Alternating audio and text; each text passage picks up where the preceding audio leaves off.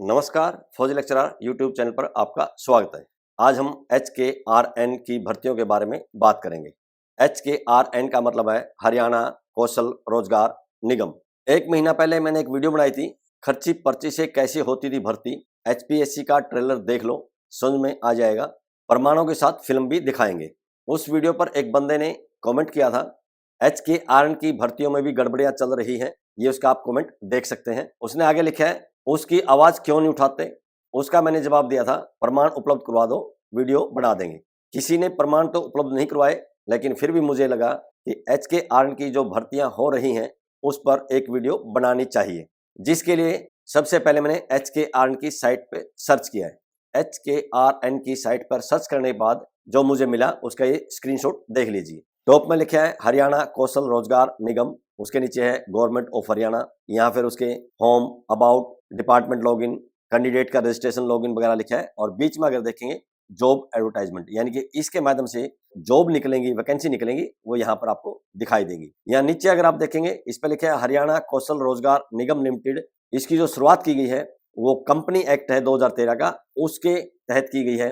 और इसकी जो शुरुआत है वो 13 अक्टूबर 2021 को की गई है। इसका जो उद्देश्य दिया गया है वो दिखाया गया है कि कॉन्ट्रैक्ट बेस पे मैन पावर उपलब्ध करवाना। एक किस्म से जैसे ठेके की भर्ती होती थी उसी तरह का ये सिस्टम लगता है। HKRN की साइट का ये अगला स्क्रीनशॉट देखिए। यहाँ भी टॉप में लिखा है हरियाणा कौशल रोजगार निगम, उसके नीचे गवर्नमेंट ऑफ हरियाणा, और यहाँ सेम चीज लिखते हुए बीच में देखेंगे जॉब एडवर्टाइजमेंट, यानी कि जो भी जॉब निकलेंगी यहाँ दिखाई देंगी। नीचे एक जॉब दिखाई दे रहा है जिसकी क्लोजिंग डेट तो जा चुकी है, लेकिन फिर भी हम इसको देख लेते हैं। यहाँ लेफ्ट साइड में देखेंगे सीरियल नंबर, फिर जॉब का रोल, किस प्रकार का जॉब है, फिर जॉब का नेचर, यानी कि किसके लिए जॉब निकाला गया है, फिर उस जॉब के लिए अप्लाई करने के लिए क्वालिफिकेशन क्या चाहिए वो लिखा है, उसके बाद सैलरी कितनी मिलेगी वो लिखा है। यहाँ पर एप्लीकेशन अप्लाई करने की डेट है वो लिखी गई है, डेट लिखी गई है 24/11/2024, और इसकी जो क्लोजिंग डेट दी है वो 3/12/2024 जो कि जा चुकी है।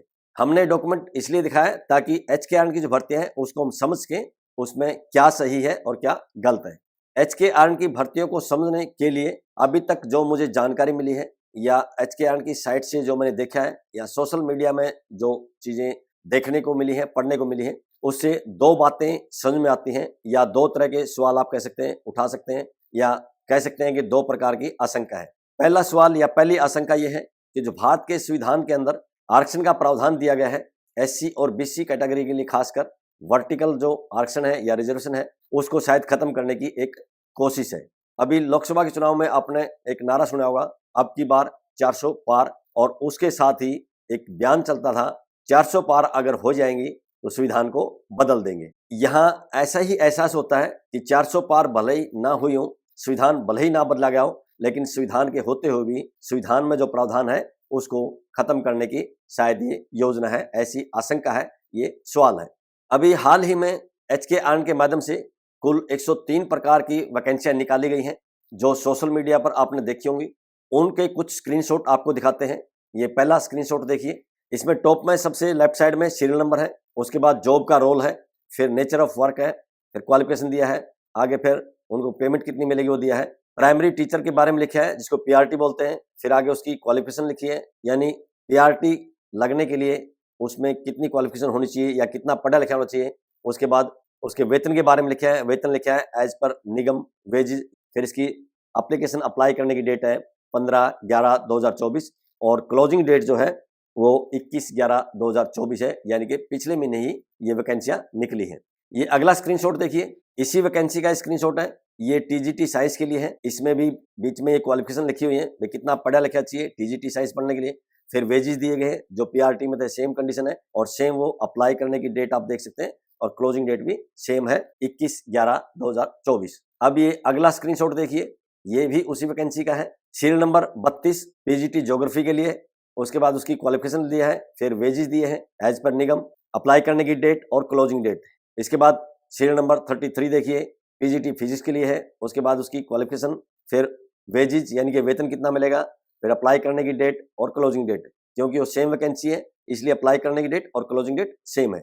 आगे नीचे बढ़ेंगे तो सीरियल नंबर 34 पे PGT बायोलॉजी है।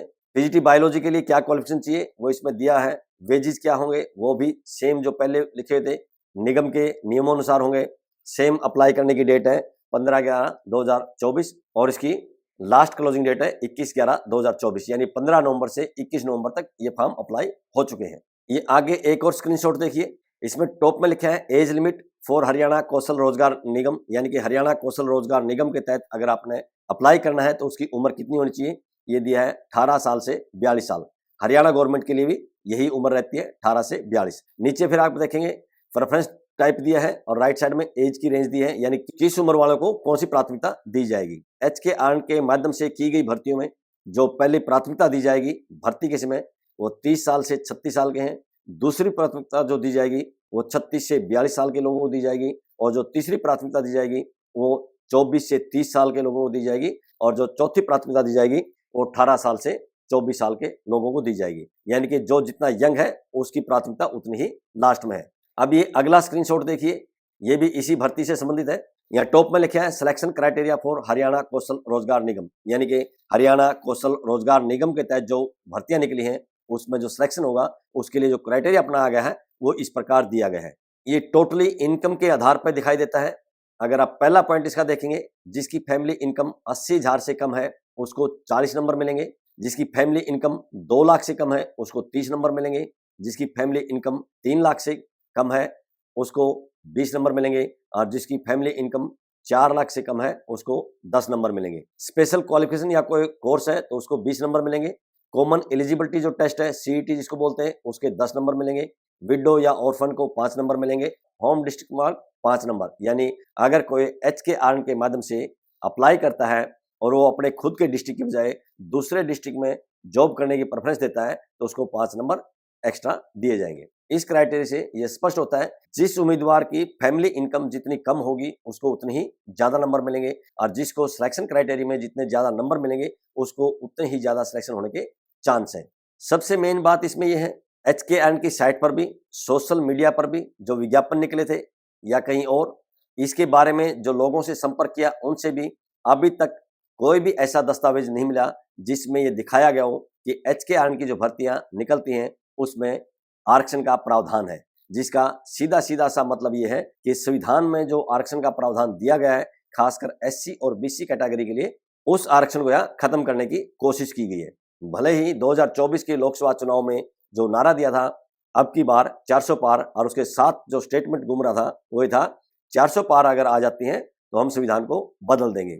यहाँ 400 पार नहीं हुआ, संविधान नहीं बदला गया, लेकिन संविधान के होते हुए भी संविधान को दरकिनार करने की कोशिश है, ऐसी आशंका है। ये एक सवाल है क्योंकि HKRN की जो भर्तियां हैं उसमें कहीं भी मुझे आरक्षण का प्रावधान दिखाई नहीं दिया। नॉर्मली जब भी कोई वैकेंसी निकलती है उसमें जो वैकेंसी होती है वो दी होती है, टोटल वैकेंसी कितनी है, जनरल कैटेगरी के लिए कितनी है, SC कैटेगरी के लिए कितनी है, BC-A के लिए कितनी है, BC-B के लिए कितनी है, और एक्स सर्विसमैन के लिए कितनी सीट रखी गई है। HKRN में ऐसा कोई प्रावधान मुझे दिखाई नहीं दिया है, जिससे सवाल उठता है कि संविधान के होते हुए आरक्षण को खत्म करने की ये एक चाल लगती है, ये एक आशंका है।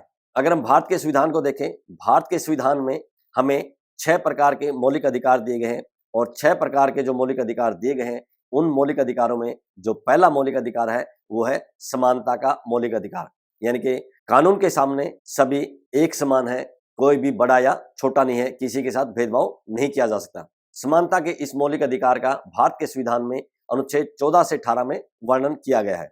14 से 18 में ही अनुच्छेद 16 के अनुसार सरकारी नौकरी में सभी नागरिकों को बराबर का मौका देने का प्रावधान है, लेकिन HKRN में ऐसा लगता है कि सभी नागरिकों को बराबर का मौका नहीं दिया गया है, और भारत के संविधान में जो आरक्षण का प्रावधान है उसको भी खत्म करने की एक कोशिश है, ऐसा महसूस होता है, या ऐसी आशंका है। दूसरा जो सवाल है या दूसरी जो आशंका है वो ऐसा लगता है कि HKRN के माध्यम से जैसी जैसी भर्तियां बढ़ती जाएंगी, हर सरकारी विभाग में HKRN के माध्यम से भर्ती हुए लोगों की संख्या बढ़ जाएगी, धीरे धीरे उन विभागों को प्राइवेट किया जा सकता है। हम हरियाणा रोडवेज के एक उदाहरण से समझने की कोशिश करते हैं। ये एक आप फोटो देखिए, इस फोटो में आपको 5 बसें दिखाई देती हैं। इस फोटो को समझने के लिए हमने इन बसों में नंबरिंग कर दी है, 1, 2, 3, 4 और 5। जो 1 नंबर बस है वो हरियाणा रोडवेज की है, यानी कि सरकारी बस है। जो 2 नंबर बस है वो किलोमीटर स्कीम की बस है। 3 नंबर बस हरियाणा रोडवेज की यानी कि सरकारी बस है।